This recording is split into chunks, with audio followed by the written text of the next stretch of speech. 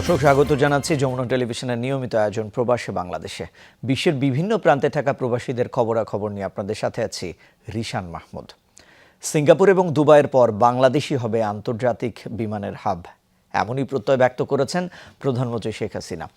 দ্রুতই বিমানের আন্তঃজেলা সংযোগ বাড়ানো হবে বলেও জানিয়েছেন তিনি। এক্ষেত্রে নতুন বিমান কেনার পরিকল্পনার কথাও জানান প্রধানমন্ত্রী। সকালে হজরত শাহজালাল আন্তর্জাতিক বিমানবন্দরের তৃতীয় টার্মিনালের উদ্বোধনী অনুষ্ঠানে এসব কথা বলেন শেখ হাসিনা। আংশিক যাত্রা শুরু করলো ২১,৪০০ কোটি টাকা ব্যয়ে নির্মিত হজরত শাহজালাল আন্তর্জাতিক বিমানবন্দরের থার্ড টার্মিনাল। এই টার্মিনাল পুরোপুরি চালু হলে বছরে ১ কোটিরও বেশি মানুষ সেবা গ্রহণ করতে পারবে। টার্মিনালের উদ্বোধনী অনুষ্ঠানে প্রধানমন্ত্রীর উপস্থিতিতে এর বিভিন্ন দিক তুলে ধরেন কর্তা ব্যক্তিরা। সকল গুরুত্বপূর্ণ প্রকল্পসমূহ অত্যন্ত সফলভাবে বাস্তবায়িত হচ্ছে। অনুষ্ঠানে সরকার প্রধান বলেন, প্রাচীন যুগ থেকে ভৌগোলিক অবস্থানের কারণে গুরুত্বপূর্ণ স্থান হিসেবে পরিচিত বাংলাদেশ, আর এই বিমানবন্দর হবে এই অঞ্চলের যোগাযোগের অন্যতম কেন্দ্র। এটাই হবে আন্তর্জাতিক বিমান পরিবহনের হাব, সেটাই আমরা বিশ্বাস করি এবং সেটাভাবেই আমরা তৈরি করতে চাচ্ছি। কারণ আপনারা দেখছেন পৃথিবীতে বিভিন্ন সময় কিন্তু পরিবর্তন হয়। এক সময় হংকং ছিল আন্তর্জাতিক হাব, এরপর হলো সিঙ্গাপুর, থাইল্যান্ড, এখন দুবাই। আমি বিশ্বাস করি একসময় বাংলাদেশ, আমাদের কক্সবাজার বা হজরত শাহজালাল, এটাই হবে আন্তর্জাতিক হাব। বিমানের নিরাপত্তা নিশ্চিতে সরকার রাডার স্থাপনের কাজ করছে বলে জানান প্রধানমন্ত্রী। জ্বালানি নিশ্চিতে পাইপলাইন নির্মাণের কথাও জানান তিনি। তার জন্য আমরা নতুন কিছু বিমান ভবিষ্যতে আরও ক্রয় করব এবং সেটা আমরা এয়ারবাসের সাথে ইতিমধ্যে এমইউ সই হয়েছে। আপনারা জানেন যে এয়ারবাস ব্রিটিশ এবং ফ্রান্স, জার্মানি এবং স্পেন, এদের যৌথভাবে এই কোম্পানিটা, আমাদের সেভাবে আমরা আলোচনা চালাচ্ছি। তারা কিছু আমাদের লোনও দেবে। মানুষের বিমানবন্দর পরিচালনার জন্য নিয়োজিত কর্মীদের প্রশিক্ষণ নিশ্চিতে জাপানের প্রতি আহ্বান জানান প্রধানমন্ত্রী। Bangabandhu Sheikh Mujibur Rahman aviation and aerospace বিশ্ববিদ্যালয় লালমনিরহাটে সেটা আমরা প্রতিষ্ঠা করেছি। আমরা আমাদের এই দিকটা যেন আমাদের আরও উন্নত হয়, এয়ারোস্পেস সে বিষয়ে গবেষণা করা। আমরা দেখি আমাদের আশেপাশের দেশ চাঁদে চলে যায়, তা আমরা কেন পিছিয়ে থাকবো? একদিন আমরাও চাঁদে যাব। ভবিষ্যতে সেইভাবেই আমরা দক্ষ জনশক্তি, স্মার্ট জনশক্তি গড়ে তুলব। করোনার মাঝেও নির্ধারিত সময়ের আগেই কাজ শেষ করতে পারায় সংশ্লিষ্ট সকলকে ধন্যবাদ জানান শেখ হাসিনা। উন্নয়নের যাত্রায় এবার রাজধানীর বিমানবন্দরে যুক্ত হলো নতুন টার্মিনাল। এমন অবকাঠামো ব্যবসা বাণিজ্য, কৃষি, পর্যটন সহ দেশের অর্থনীতির প্রতিটি ক্ষেত্রে গুরুত্বপূর্ণ ভূমিকা রাখবে। অবকাঠামোগত উন্নয়নের পাশাপাশি এই স্থাপনা যাত্রী সেবার মাধ্যমে বিশ্বের প্রতিটি প্রান্তে বাংলাদেশের সুনাম আরও বৃদ্ধি করবে, এমনই আশা সংশ্লিষ্ট সকলের। ভাস্কর ভাদুরী, যমুনা নিউজ, ঢাকা। এর আগে প্রধানমন্ত্রী শেখ হাসিনা অনন্য স্থাপনা ঘুরে দেখেন। ৩৫ মিনিট হেঁটে যাত্রীদের মতো প্রতিটি ধাপ পার হন তিনি। বিদেশ থেকে আসা এবং বিদেশে যাওয়া যাত্রীদের জন্য কেমন সুযোগ সুবিধা থাকছে সেগুলোর বিষয়ে কথা বলেন প্রকল্প সংশ্লিষ্টদের সাথে। সরকার প্রধান যখন হজরত শাহজালাল আন্তর্জাতিক বিমানবন্দরে পৌঁছান, তখন তাকে স্বাগত জানান বিভিন্ন বয়সের শিশুরা। মূল ফটকে শেখ হাসিনা উপভোগ করেন সংক্ষিপ্ত সাংস্কৃতিক অনুষ্ঠান। এরপর ঘুরে দেখার পালা। 2,30,000 বর্গমিটার আয়তনের থার্ড টার্মিনালের একাংশ ঘুরে দেখেন প্রধানমন্ত্রী। প্রথমেই পরখ করেন লাগেজ চেকিং সিস্টেম। এমন সুবিধায় যাত্রীদের দুর্ভোগ অনেকটাই কমে আসবে। এরপর প্রধানমন্ত্রী যান বোর্ডিং পাস বুথে। প্রাথমিক প্রক্রিয়া শেষে শেখ হাসিনার হাতে তুলে দেওয়া হয় প্রতীকী বোর্ডিং পাস। লাগেজ চেক-ইন শেষে মাননীয় প্রধানমন্ত্রীকে এখন বোর্ডিং পাস দেওয়া হলো। এর পরের গন্তব্য ইমিগ্রেশন কাউন্টার। এ সময় প্রধানমন্ত্রীর সাথে ছিলেন মন্ত্রণালয়ের কর্তা ব্যক্তিরা। ইমিগ্রেশন পয়েন্ট পার হয়ে প্রধানমন্ত্রী সরাসরি চলে আসেন টার্মিনালের নিচতলায়। দেশে প্রথমবারের মতো স্থাপিত ট্রাভেলেটরে করে চেপে ঘুরে দেখেন টার্মিনালের অপর অংশ। এমন ট্রাভেলেটর এয়ারপোর্টে আসা যাত্রীদের বিশাল টার্মিনাল হেঁটে পাড়ি দেওয়ার ঝক্কি অনেকটাই কমাবে। বোর্ডিং ব্রিজের কার্যক্রম শেষে প্রধানমন্ত্রী শেখ হাসিনা যোগ দেন মূল অনুষ্ঠানে। আংশিক উদ্বোধন ঘোষণা করেন হযরত শাহজালাল আন্তর্জাতিক বিমানবন্দরের 3rd টার্মিনালের। ভাস্কর ভাদুরী, যমুনা নিউজ, ঢাকা। শাহজালাল বিমানবন্দরের নতুন টার্মিনাল এবং আধুনিকায়নকে দেশের জন্য নতুন মাইলফলক বলে মন্তব্য করেছেন এভিয়েশন সংশ্লিষ্ট কর্মকর্তারা। 3য় টার্মিনালের আংশিক উদ্বোধনী অনুষ্ঠানে প্রধানমন্ত্রী শেখ হাসিনার উপস্থিতিতে তারা এমন মন্তব্য করেন। আরও জানাচ্ছেন আব্দুল্লাহ তুহিন। চারদিকে শুধু নান্দনিক সৌন্দর্য নয়, 2,30,000 স্কোয়ার মিটারের বিশাল টার্মিনাল ভবনে থাকবে বিশ্বের সর্বাধুনিক প্রযুক্তির ছোঁয়া। এতদিন বহির্গমন যাত্রীদের বিমানে ওঠার আগে বিশ্রামের সুযোগ খুব একটা ছিল না।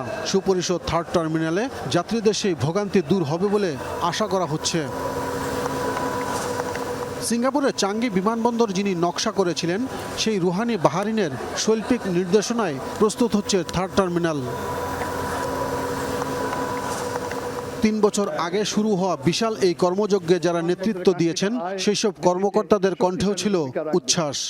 অধিক সংখ্যক উড়োজাহাজ পরিচালনা ও কাঙ্ক্ষিত মানের সেবা প্রদানের মাধ্যমে এই বিমানবন্দর আপনার অন্যতম রূপকল্প আঞ্চলিক এভিয়েশন হাব হিসেবে প্রতিষ্ঠা করার ক্ষেত্রে অনন্য ভূমিকা রাখবে ইনশাআল্লাহ। 経済成長を後押しするものだと確信をしております。 আমি এটাও বিশ্বাস করি এই 3য় টার্মিনাল বাংলাদেশকে এলডিসি থেকে বের হতে এবং আরও অর্থনৈতিক প্রবৃদ্ধির অর্জনে সহায়তা করবে।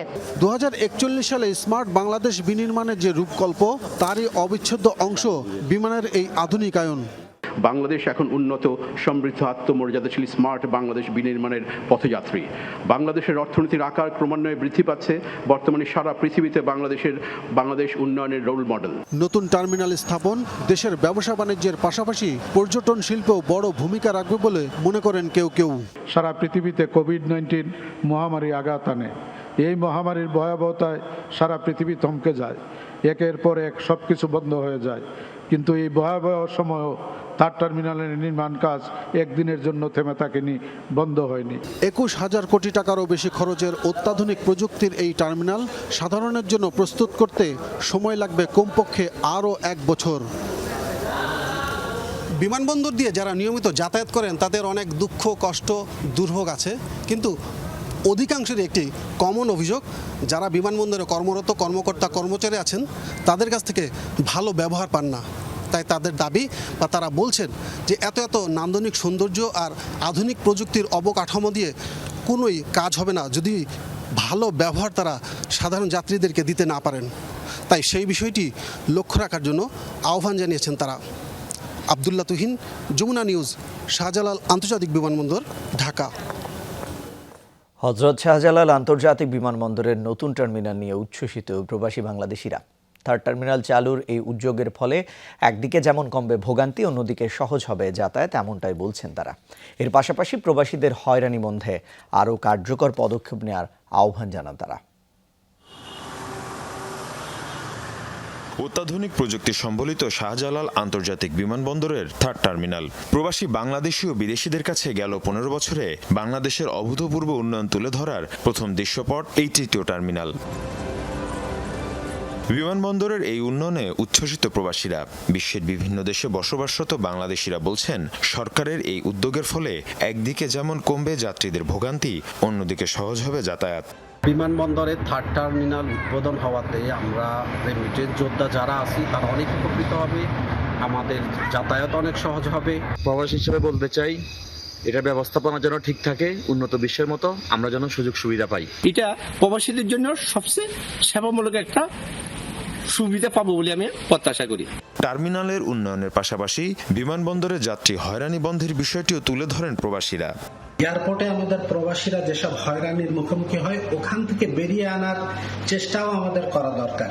এই টার্মিনাল উদ্বোধনের সাথে সাথে যাত্রী হয়রানির জন্য দূর হয় এবং যথাযথ সেবা নিশ্চিত করা হয়। মাননীয় প্রধানমন্ত্রীকে আন্তরিকভাবে ধন্যবাদ জানাচ্ছি। আশা করি এটার ফলে আমাদের প্রবাসীদের দেশে যাতায়াতের ক্ষেত্রে অনেক সহজ হবে। কর্তৃপক্ষ বলছে, 3rd টার্মিনালের ফলে বছরে প্রায় 2,40,00,000 যাত্রী পরিবহন সম্ভব হবে। মীর মুশফিকা হাসান, যমুনা নিউজ। রাষ্ট্রীয় অতিথি ভবন পদ্মায় পররাষ্ট্র প্রতিমন্ত্রী শাহরিয়ার আলমের সাথে সৌজন্য সাক্ষাৎ করেছেন জাপানের সংসদ বিষয়ক উপমন্ত্রী কমুরা মাসাহিরো। বৈঠক শেষে শাহরিয়ার আলম বলেন, পশ্চিমা দুই একটি দেশের মতো বাংলাদেশের নির্বাচন নিয়ে জাপানের তেমন কোনো আগ্রহ নেই। রাষ্ট্রীয় অতিথি ভবন পদ্মায় জাপানি উপমন্ত্রীর সাথে বৈঠক শেষে কথা আরও বলেছেন শাহরিয়ার আলম, দুদেশের দ্বিপাক্ষিক সম্পর্ক এবং বাণিজ্য কিভাবে জোরদার করা যায় তা নিয়ে আলোচনা হয়েছে।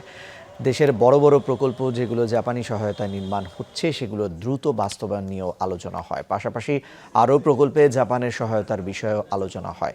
এ সময় জাপানি উপমন্ত্রী কুমুরা মাসাহিরো বলেন, বাংলাদেশে বিনিয়োগ করতে জাপান সরকার এবং ব্যবসায়ীরা সবসময় উদ্যোগী। রোহিঙ্গা সংকট নিয়ে মিয়ানমারের সাথে সমস্যা সমাধানের সহায়তায় অব্যাহত থাকবে বলেও জানান তিনি। নিউ ইয়র্কের ব্রুকলিনে বাংলাদেশ মুসলিম সেন্টারে দ্বিবার্ষিক সাধারণ সভা অনুষ্ঠিত হয়েছে। বাংলাদেশ মুসলিম সেন্টারের সভাপতি আবুল হাশেমের সভাপতিত্বে আয়োজনে পরিচালনা করেন মসজিদ কমিটির সাধারণ সম্পাদক সিরাজউদ্দৌলা সেলিম। আয়োজনের শুরুতে বিগত 2 বছরে মসজিদের আয় এবং ব্যয়ের হিসাব তুলে ধরেন মসজিদ কমিটির কোষাধ্যক্ষ মোহাম্মদ কামাল উদ্দিন। পরে বক্তব্য রাখেন মোহাম্মদ নুরুল আমিন, আমজাদ হোসেন, মামুনুর রশিদ, শামসুদ্দিন আজাদ এবং ইসমত খোকন।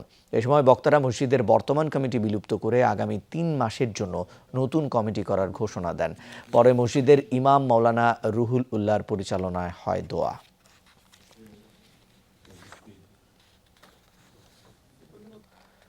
যুক্তরাজ্যে মতবিনিময় সভা অনুষ্ঠিত হয়েছে। খেলাফত মজলিস যুক্তরাজ্য শাখার উদ্যোগে হয় এই আয়োজন। সংগঠনের মহাসচিব ডক্টর অধ্যাপক আহমদ আব্দুল কাদেরের সাথে মতবিনিময় করেন প্রবাসীরা। সংগঠনের যুক্তরাজ্য শাখার সভাপতি সাদিকুর রহমানের সভাপতিত্বে আয়োজন সঞ্চালনা করেন সাধারণ সম্পাদক শাহ মিজানুল হক। প্রধান অতিথির বক্তব্যে আব্দুল কাদের বলেন, দেশে এখন চরম এক সংকট মুহূর্ত অতিক্রম করছে। সংকট থেকে উত্তরণের জন্য সবাইকে ঐক্যবদ্ধ হওয়ার আহ্বান জানান তিনি। বিশেষ অতিথি ছিলেন ইস্ট লন্ডন মসজিদের খতিব শেখ আব্দুল কাইয়ুম, কাউন্সিল অফ মস্কের চেয়ারম্যান হাফিজ মাওলানা শামসুল হক, খেলাফত মজলিসের নায়েবে আমির প্রফেসর মাওলানা আব্দুল কাদির সালেহ সহ অনেকে। ওমানের রাজধানী মাস্কাটের রুই এলাকায় যাত্রা শুরু করেছে বাংলাদেশি প্রতিষ্ঠান আড়ং-এর নতুন শোরুম। শুক্রবার হয় শোরুমের উদ্বোধন। এ সময় অতিথিরা বলেন, বাংলাদেশের তৈরি পোশাকের ব্যাপক চাহিদা রয়েছে মধ্যপ্রাচ্যের দেশগুলোতে। এ সময় উপস্থিত ছিলেন প্রতিষ্ঠানের মালিক পলাশ গাজী সহ নানা পেশার প্রবাসীরা। প্রধান অতিথি ছিলেন ওমান বাংলাদেশ সোশ্যাল ক্লাবের চেয়ারম্যান সিরাজুল হক। বিশেষ অতিথি ছিলেন ওমান বাংলাদেশ সোশ্যাল ক্লাবের সাধারণ সম্পাদক MN আমিন, সহসভাপতি রেজাউল করিম, গালফ ওভারসিজ এক্সচেঞ্জের সিইও ইফতেখার আহমেদ চৌধুরী, আজিমুল হক বাবুল সহ অনেকে। প্রবাসী 7 লাখ বাংলাদেশি, তার মধ্যে মধ্যপ্রাচ্যের মধ্যে সবচেয়ে বেশি প্রবাসী পরিবার থাকে ওমানে। তারা সবাই বাংলাদেশি পণ্য, বাংলাদেশি ব্র্যান্ড, বাংলাদেশি পোশাক পণ্য, বিশেষ করে আর অংশ আরও যারা আছে সব ভালোবাসে। তারা এই দেশীয় ব্র্যান্ডগুলো পায় না হাতের কাছে, সবার হাতের কাছে দেশীয় ব্র্যান্ড আর পণ্য পৌঁছে দেবে আমাদের উদ্দেশ্য। পাকিস্তানে আশ্রয় নেওয়া আফগান নাগরিকদের নিজ দেশে ফেরত পাঠানো শুরু করেছে ইসলামাবাদ। দুদেশের মধ্যে সাম্প্রতিক কূটনৈতিক টানাপোড়েনের মধ্যে আফগান শরণার্থীর ওপর এই কড়াকড়ি শুরু করল পাকিস্তান।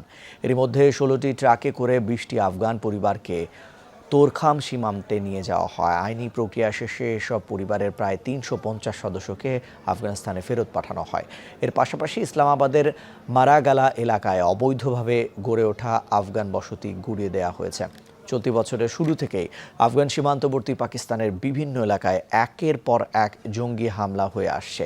এসব হামলার কারণে কাবুলকে দায়ী করছে ইসলামাবাদ। এ ঘটনায় দুই দেশের সম্পর্কের অবনতি হয়েছে।